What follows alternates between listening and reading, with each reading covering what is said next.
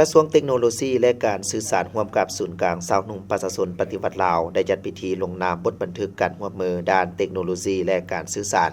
ในโครงเขตชาวหนุ่มเยาวชนฉบับที่2ระยะ5ปีนับแต่ปี2026หาปี2031สำหรับพิธีมันได้จัดขึ้นวันที่5พฤษภาคม2026ที่ผ่านมาการลงนามร่วมมือครั้งนี้เพื่อสร้างกลไกประสานงานและแลกเปลี่ยนข้อมูลข่าวสารโดยหันไปสู่ความทันสมัยเพื่อให้สามารถเชื่อมโยงข้อมูลต่างๆภายในองค์การจัดตั้งชาวหนุ่มทั่วประเทศอย่างว่องไวนอกจากนี้ยังเป็นการพันขยายมติกองประชุมใหญ่ครั้งที่12ของพรรคและแผนพัฒนาเศรษฐกิจสังคมแห่งชาติ5ปีครั้งที่10ที่สุมใส่การพัฒนาทรัพยากรมนุษย์ให้มีความรู้ความสามารถด้านวิทยาศาสตร์เทคโนโลยีนวัตกรรมและปัญญาประดิษฐ์หรือ AI ในยุคดิจิทัลในระยะ5ปีต่อหน้าปี2026 5ปี2031ทั้ง2ฝ่ายจะสุมใส่การจัดตั้งปฏิบัติเวียกงานตัวจริงในหลายด้านเป็นต้นแม้นการหันเป็นดิจิทัลปรับปรุงเวียกงานคุ้มครองบริหารห้องการของศูนย์กลางชาวหนุ่มประชาชนปฏิบัติลาวให้มีความทันสมัย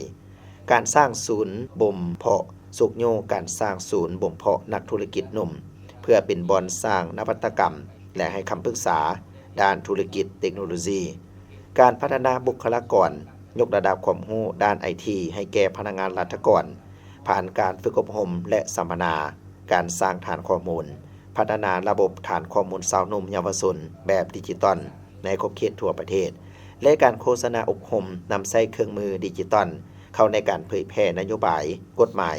ข้อมูลข่าวสารต่างๆขององค์การจัดตั้งรัฐ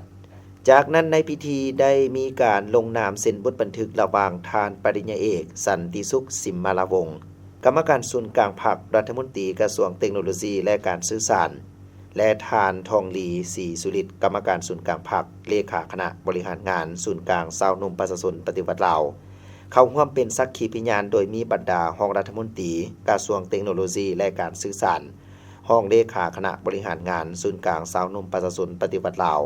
หัวหน้าห้องการห้องหัวหน้าห้องการหัวหน้ากรมห้องกรมหัวหน้าแผนกห้องแผนกวิชาการแขกทึกเชิญและสื่อมวลชนเข้าร่วมเป็นสักขีพยาน